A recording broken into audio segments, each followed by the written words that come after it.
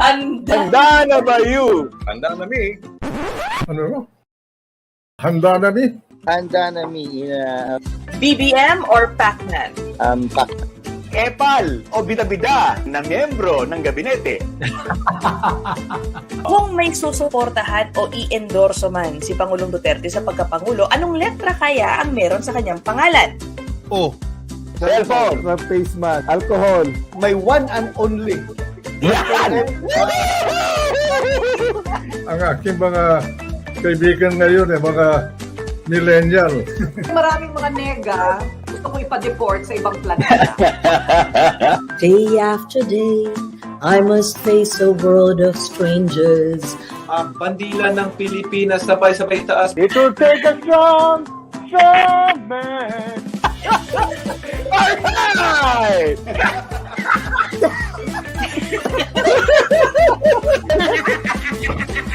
Pwede bang tumayo para ipakita kung anong suot mong pang-ibaba?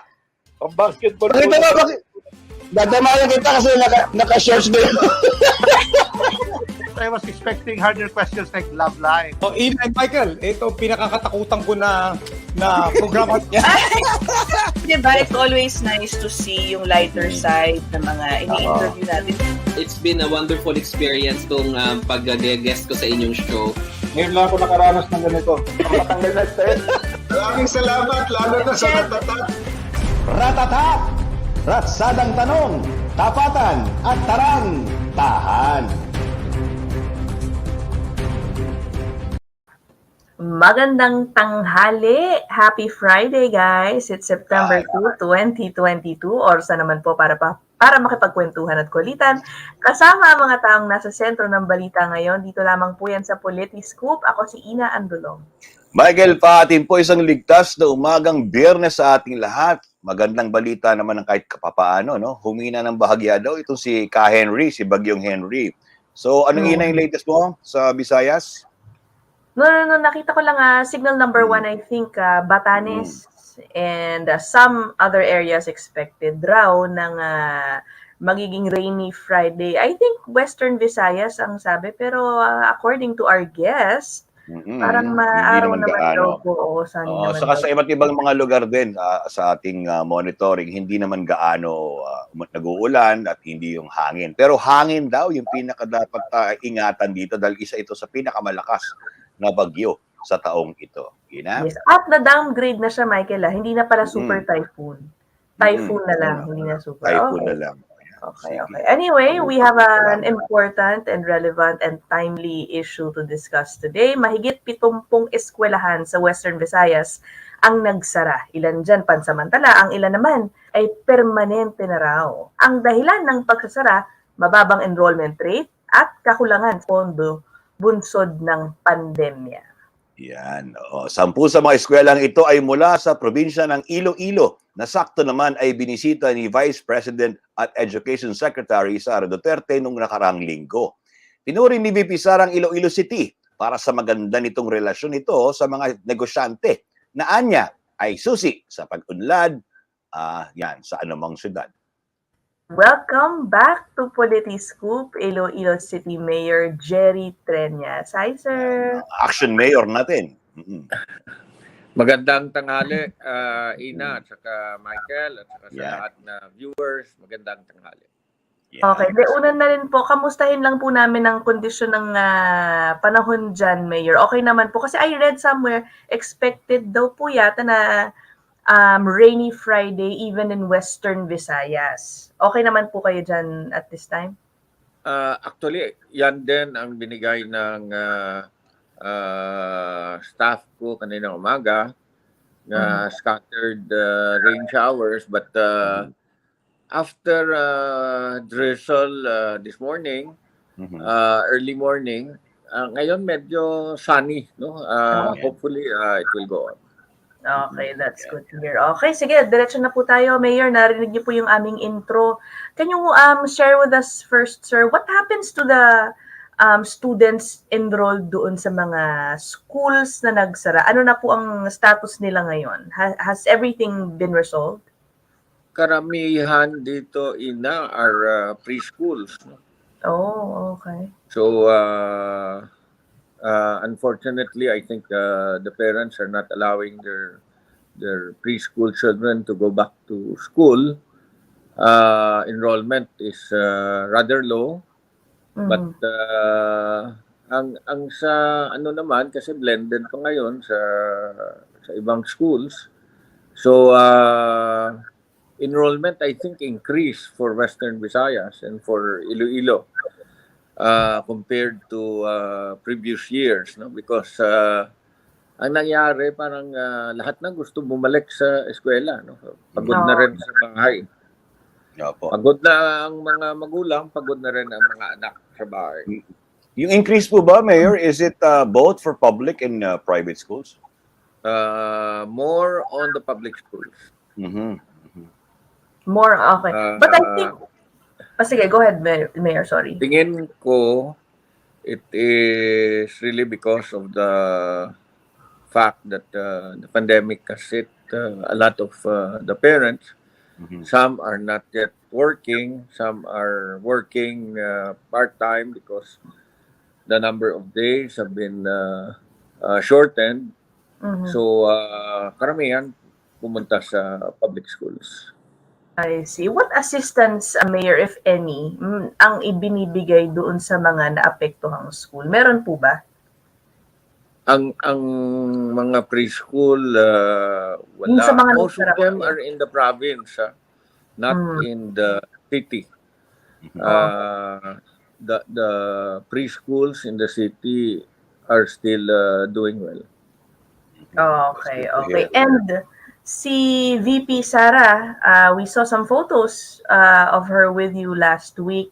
Did you discuss this issue, or what education-related issues did you have with her, discuss with her? It was a fast trip because she went here. She had a storytelling event in one of our libraries. Alam mo kasi, Ina, Iloilo is constructing a library in each of the districts of Iloilo. So, she had a storytelling event together with former President GMA in one of the libraries of the city. And then she left for Guimaras and then went back for the dinner together with the businessmen. And then gave a message, and then she left again for Davao. Medyo short. But she told me she was going to go back because we are going to talk about the needs of Iloilo for education.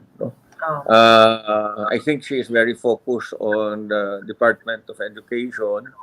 That's why she wants to spend more time together with the LGU and the DepEd family, so that whatever needs the city and the province will have for education, then probably as long as the department can afford them, they will be provided. But for the city, I think Ina and Michael, we were given a chance to really work on the schools, no? Because alam mo, ilang taon na walang klase. So, almost 3 years. So, lahat na projects were done, were completed in the schools because walang estudyante, no? And the contractors had schools for themselves. So we were able to provide additional classrooms, which was provided in the Special Education Fund of the city. The drainage, the roads inside the schools, so that the students will not get wet anymore when they go to school. Alam mo naman, mga estudyante, excited talaga gamitin ng mga bagong sapatos, no? So we want to make sure na hindi na sila mabasa. And then the other facilities needed, no? Toilets, no? Alam mo, isang issue yan ang toilets. A lot of our public schools do not have good toilets, and we were able to construct them during the pandemic.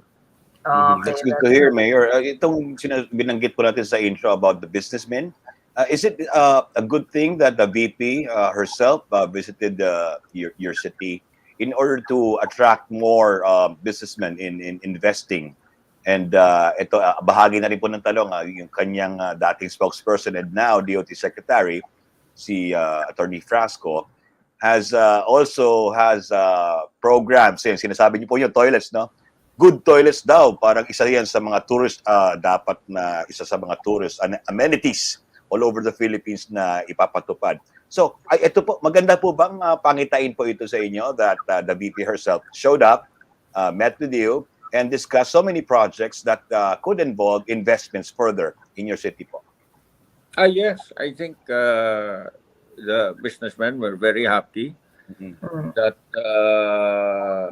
they were introduced to the vice president. They had photo opportunities with the vice president, and you know, I really gave it to the businessmen. You know, Michael and Ina, even during the pandemic, Iloilo was able to get surplus of almost 500 million. And that is because of the support of the businessmen. Pre-pandemic figures, Iloilo, although very small, we are only 7,000 hectares. We are only 38% dependent on the Iraq. So, hindi kami IRA dependent, no? And that is because of the local taxes generated from the investments here in Iloilo. All the big names in real estate development are here. Mega World, Ayala, SM, and the rest. No? So that is the reason why we continue to thrive even in the midst of this pandemic. Okay, tama nga. Sabi ni VP Sara nga, in any city, speaking as a former mayor, I believe she was saying, talagang mahalaga ang relasyon, magandang relasyon ng LGU with the business sector. Now, okay, moving on to another issue, Mayor, speaking of businesses, we read about your policy or your order for bars in your city to have PNP licensed bouncers and security personnel. Bakit kailangan na, can you explain to us why they need to be PNP licensed at, I mean, versus private, for example? Security. There are some bars here that hired private bouncers, no, as they call them. And there are human rights, alleged human rights violations. No? May mga customers na handcuff, tapos na maltreat. So we want to make sure that there is accountability. And the one way to make sure that there is accountability is to make sure that the guards are licensed security guards under security agency. So that if anything happens, then we run after the agency and the license of this alleged security guard may be cancelled. No? If you are hiring private bouncers, once there are allegations of maltreatment or the like, then they can just resign from the company, and then you file criminal charges against them. but then you cannot run after a specific security agency, or you run after a license, no, of the security guard. We want to make sure that there is really accountability. No? Unfortunately, this was allowed before, and there are allegations of violations and maltreatment, which the city council is looking into. While the city council is looking into this, I prepared the executive order so that immediately it will be implemented. No? Okay. Is it in my understanding, Mayor, that of course Iloilo City is known for its hospitable and kind, gentle people? Is it part of any factor that these allegations of violence or maltreatment, as opposed to the standard operating procedures, is one of the reasons why you have given this order, so that Iloilo City or Ilonggos, the pride and values of the Ilonggos will also be protected against locals and visiting tourists po. Ang problema minsan, Michael, alam mo naman, if someone has too much to drink, rowdy na. They forget who they are, no? And then so we just make sure everyone will be safe here. As a matter of fact, aside from this executive order, I also issued another executive order limiting only the selling and serving of alcoholic drinks up to 2 a.m. No? Para pagka 2 a.m., anyone can still stay in the bars or the establishment, but they can no longer order alcoholic drinks. Hugas na, magkape-kape na lang para mapababa ng Yun lang pagdating ng bago mag 2 a.m., ang dami ng in-order, ano? Isang bucket pa bago mag 2 a.m. And stop drinking ba? Ibig sabihin, stop ordering or stop drinking na po? Stop drinking and ordering. Drinking. Yeah. Not only in the bars, no, but even in the what do you call that? 7-Eleven at saka iba pa. Tama. Kasi baka bumili pa yan pag iuwi pa yung alak nila sa bahay. Tama po. And speaking of, ito, binanggit niyo po kanina, no? The LGUs, education and all, how is the distribution? Dahil nagka-problema po kayo the last time on the distribution of the ayuda on the educational sectors po sa ating mga parents, sa ating mga estudyante. Lumobo, humaba, nagkagulo po yung pila, and nagkaroon pa kayo ng konting conflict with the DSWD secretary. How is the ano na po ngayon? Una, how is the distribution? And second, have you patched things up with the Secretary Arun Tulfo po? Well, first of all, the distribution has dramatically improved after the SWD coordinated with the LGUs.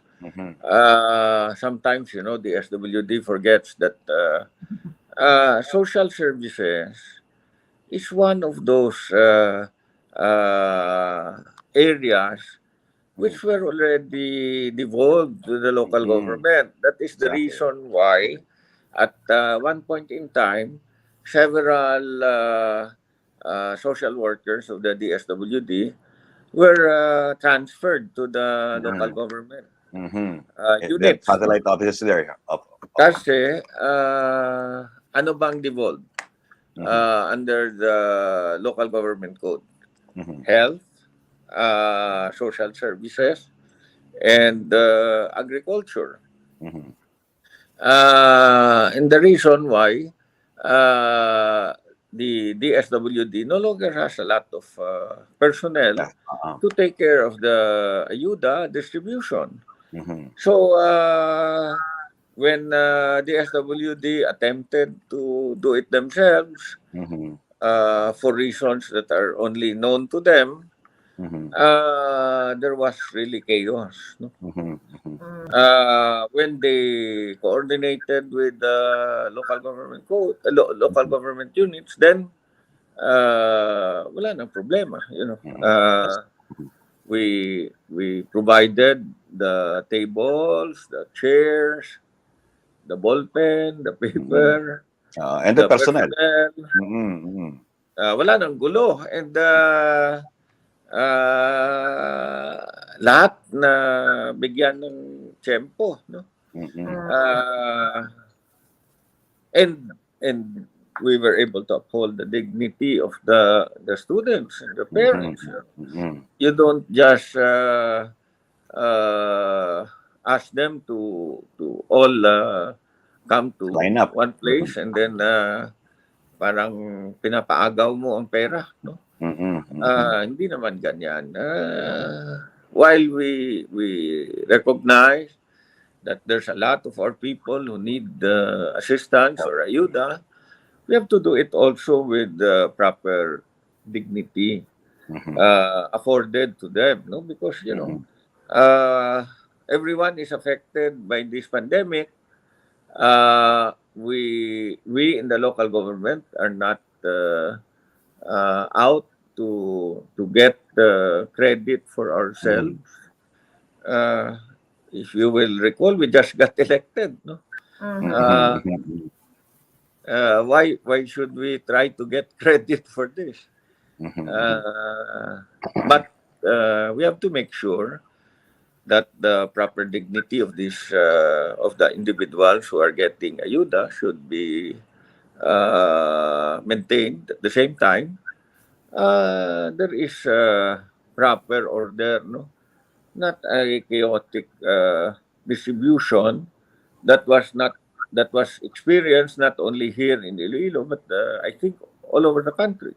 Yes. Okay. I agree with the word you said, dignity. No, that is really important because the ayuda given naman is coming from our taxes. Di po ba? How about your statement po, Mayor?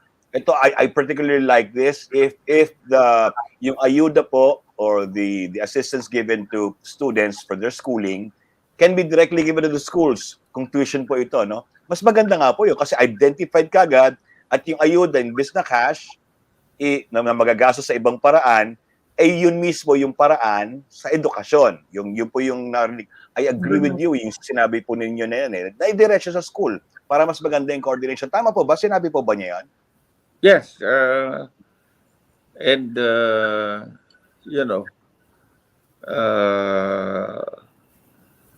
The SWD can still continue to verify who is qualified. And then, in a particular school, you provide the pagador coming from the SWD. And then they go to the particular schools and they start distributing it. Oh. Kamusta po yung proposal nyo na yun, sir? Are you going to push for that if ever there's another round, for example, of assistance? I have already given my ideas. Okay. Depende na sa kanila yan. It's their own funds. And I have been in public service since 1986, Michael. Yes. I do not know. Tsaka Ina, kailan kayo na when were you born, no? I do not know if you were already born at that time. I have experienced so much. I started as a counselor. I went up to mayor. I was in Congress for 9 years, and now I'm back in the city. One thing I learned, in this long public service, unfortunately, no one has the monopoly of ideas. And another thing, it's easier if we work with other people than working with ourselves. Maganda. Yan ang words of wisdom coming from a public servant. Yan. Okay. Ina.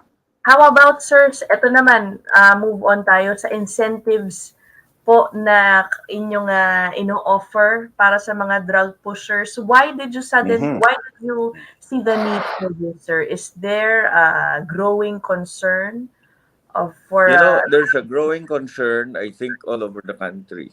Okay. If you read the papers every day, you see cases of by bus all over the country, and not only in small amounts, there are times malaki. No? So I think there is a growing number, not only in Iloilo, it's all over the country.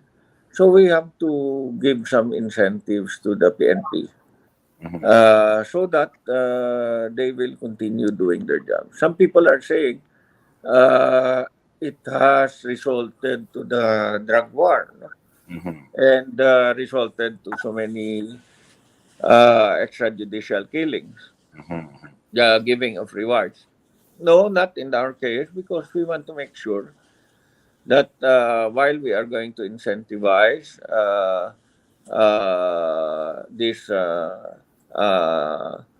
apprehensions, we want to make sure also that human rights are fully protected. That is my understanding, Mayor, that your incentivization, if there is such a word, is focused on the due process or the arrest, the legal remedies and the arrest and the filing of the cases. No? Yes, exactly po. Not so much or not at all the EJ case or deaths or unexplained violence. So is that the focus of this incentivization po?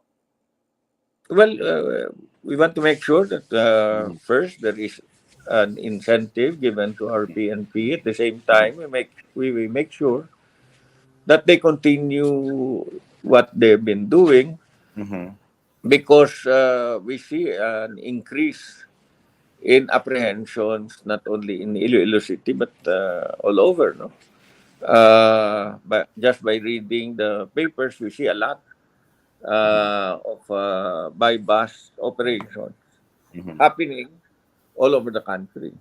We want to make sure that the drug menace that was with us before in the country will not come back. In shorter terms, continuing the drug war with legal and due process, not EJK, ganun po. Yes, I'm a detainee. No, I was a detainee in 1978. Michael, I was in Bikutan. Dinaanan ko na yan ang Aguinaldo, and then first quarter storm, diba? May Bonifacio pa tayo dati. Bonifacio pa, may Laur, Aguinaldo, may ganyan. Bonifacio, and Bikutan. ABB. Lahat po, pinuntahan nyo na. So kayo po ay aktivista rin dati, ibig sabihin, no, sa first quarter storm. Tama po ba? Hindi. I was in high school at that time. I was okay. detained in 78. 1978. 1978. I was 6 years old. Ilang taon ka na nun?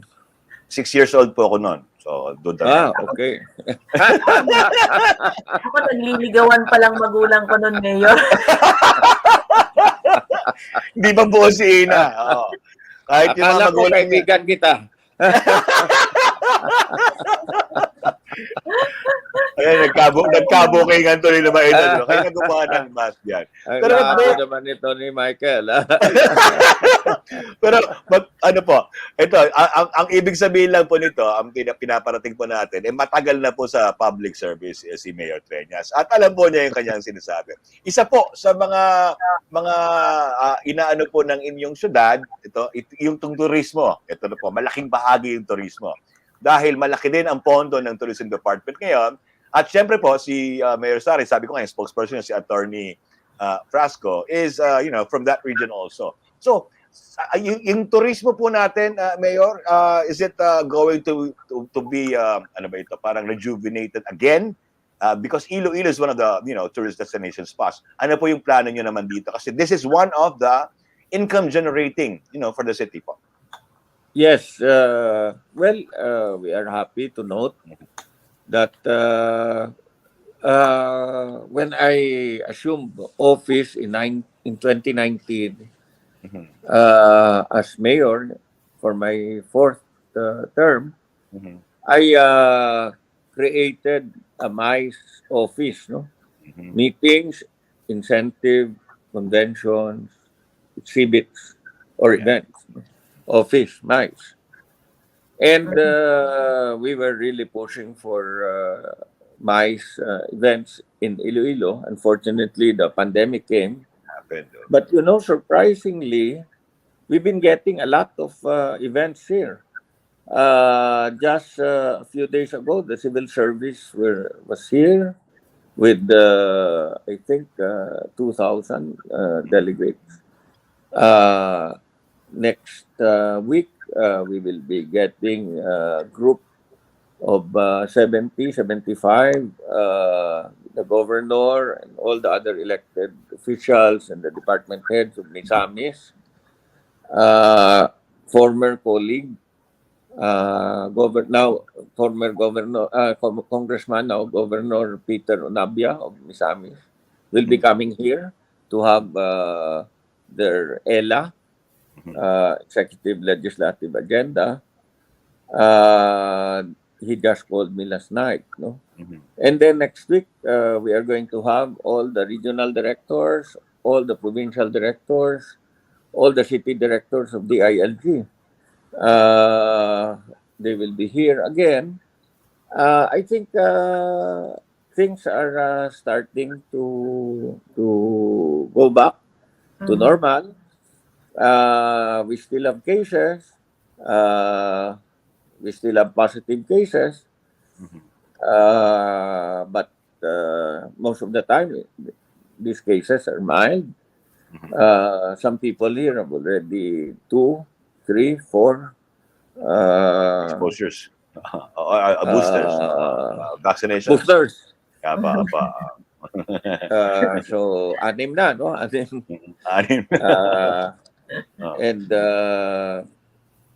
it's really a question of taking care of yourself. But things are getting back to normal, no? So if the DOT secretary will be having more programs to very improve much tourism, we are very much going to be grateful for her, especially because these are the times when we really need to recover. Okay. Ako, isa na lang ako, Michael, before we go to that. Speaking of yung DOT, Mayor, there are talks now, discussions about changing the campaign slogan ng tourism natin. So, babaguhin na daw po yata yung it's more fun in the Philippines. I was wondering, how has that, yung slogan po ba na it's more fun in the Philippines how has it been sa Iloilo City? Do you find it an effective campaign or do you think it is time to change it? Well, alam mo naman, politika, di ba? Pa-weather naman. So, bahala na sila. Bago na naman, di ba? Ako ang last comment is this. The city of may sarili. Yung city po ng Cebu has ano pa ito? Nagluwag sila do sa wearing of the face mask. Is that a logical option for you to lower down the defenses by not requiring face mask anymore? Ako, not yet, no? But at the same time, while I'm saying that not yet, I will defend to the death the statement of Mayor Rama that the executive order was done by an elected official. After all, it is the LGU the local chief executive that has the mandate, no? Po. The IATF do not have mandate. They are not elected, they are appointed only. So when Mayor Rama is saying that I am doing this because I have the mandate, then let's give it to him. But so far for Iloilo, I think not yet. No? Cases are still there, although mild, but there are still cases. Okay. Pinakalas na talaga, the vaccinations, maganda po. Maganda po ba ang rollout sa inyo? Is it still continuing? Maganda, pero ngayon, I think we have gone Bumina. over 60% sa booster. So, medyo mahina na. So, we get mga 300 to 500 a day. Hindi na masyado.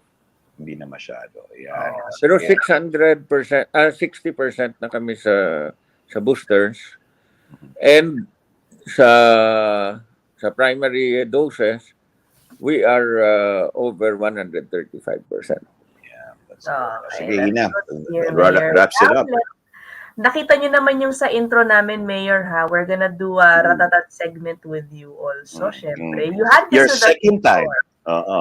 Okay, ang ratatat po, ratsyadang tanong, tapatan at tarantahan. So, mabilisang tanungan at sagutan lang po ito. It's a light and fun segment before we say goodbye. Okay? You did this once na, Mayor, so you're pretty aware of this. And we will start by asking you a millennial question, handa na ba you? And when you answer handa na me, that's when we will start na po. Okay? Sige po. A veteran public servant, Mayor Jerry Treñas. Handa na ba you? Handa na me. Yeah. Ratatat! Ratatat! Ratsadang tanong, tapatan at tahan. Okay, ang una po ay pili nuts. Pili lang po kayo ng isa, Mayor, sa mga sasabihin ko. Okay? Yan. Reward or retribution? Reward. Okay. Incentives or promotion? Incentive. Information or instructions? Information. Discipline or enforcement? Enforcement. Public service or private practice? Public service. Family life or political life? Family life. Okay, ito, pili natin. The power of one or the power of the people? Power of the people. Okay, and last, pili po kayo. One can change the world or the world can change the one? One can change the world. Okay, I'll go. Also like a veteran politician talaga si Sir. Charot o trulalo? Ito na po yun, ha?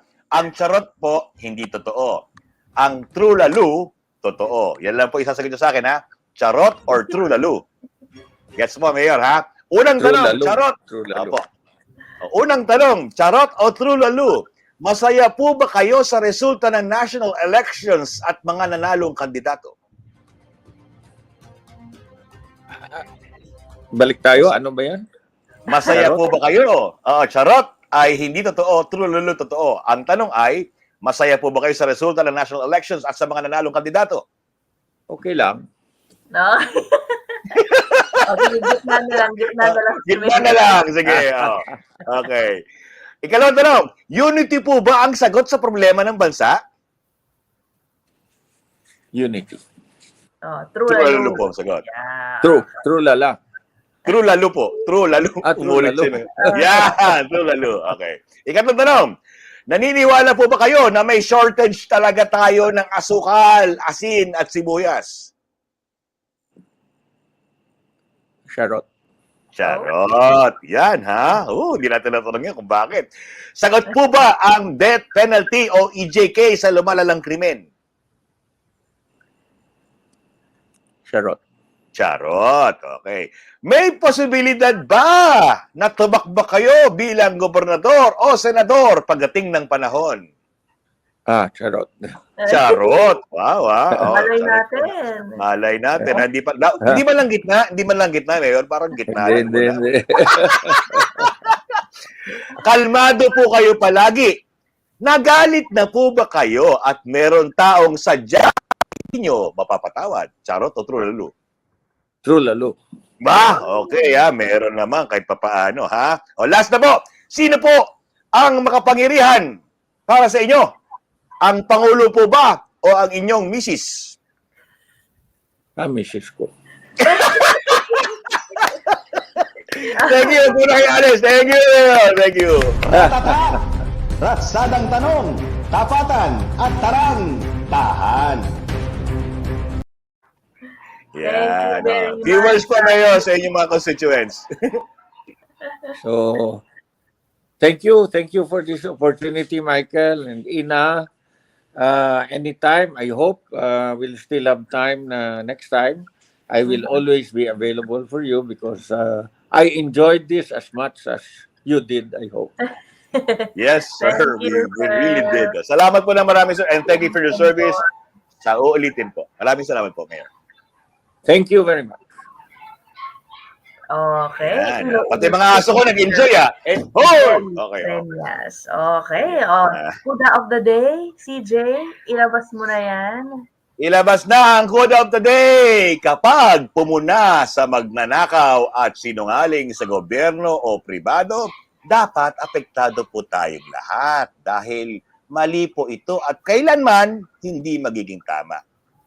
Mind you, marami po sila. Huwag gawing normal ito at palampasin dahil lamang sa ito ay pinupukol sa idolo ninyo. Ang ba't inalis lagi? Bumira sa utak ko pa Pinuputol. Tinamaan si CJ, tinamaan. Sa pool si CJ. Oy, hi Affected Mika. ka ba, CJ? Nanonood si Mika. Sabi niya, hi daddy daw. Sabi si CJ, na-hurt daw si CJ. Ayan. Guys, So pag may magnanakaw sinungaling sinasabi, dapat yan, tinutuligsan natin lahat at dapat yan kina-call out natin. Okay? Oo. Hindi ibig sabihin, wala pong Pinapasweldo natin yung mga yan. Ano ba kayo? Okay, that's it for episode this Friday. Naku, happy weekend na. We will happy. Sana po. Oy, Henry, Bagyong Henry, humulas ka na. Huwag ka na magtuloy-tuloy sa amin.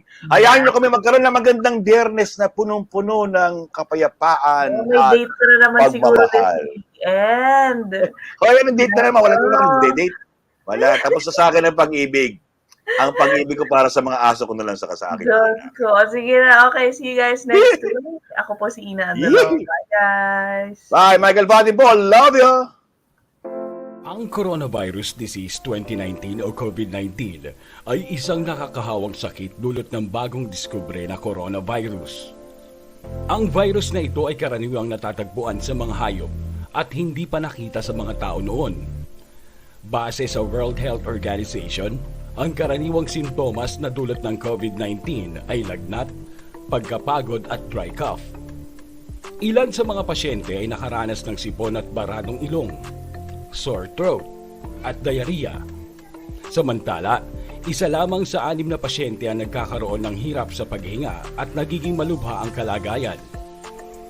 Meron lamang mga individual na tinatawag na asymptomatic o mga nagpositibo sa COVID-19 ngunit hindi nagkaroon ng simptomas at hindi nakaramdam ng anumang sakit. Habang patuloy pa rin dinidevelop at sinusuri sa pamamagitan ng mga clinical trial ang bakuna at mga piling gamot laban sa COVID-19, maaari mo pa rin pigilan ang paglaganap nito. Paalala ng mga eksperto, kung wala namang gagawin sa labas, manatili lamang sa bahay. Obserbahan ang physical distancing. Siguraduhin na napapanatili mo ang 1 metro o higit pa na layo sa ibang tao. Maghugas ng kamay. Iwasang hawakan ang iyong mata, ilong at bibig. Magsuot ng face mask. Ugaliin ding takloban ang iyong ilong at bibig kung uubo at babahing. Kapag nakaramdam naman ng lagnat, ubo at hirap sa paghinga, magpatingin na sa doktor. Tandaan, walang problema na hindi nalalagpasan. Makinig at sumunod sa mga payo ng mga eksperto para manatiling ligtas.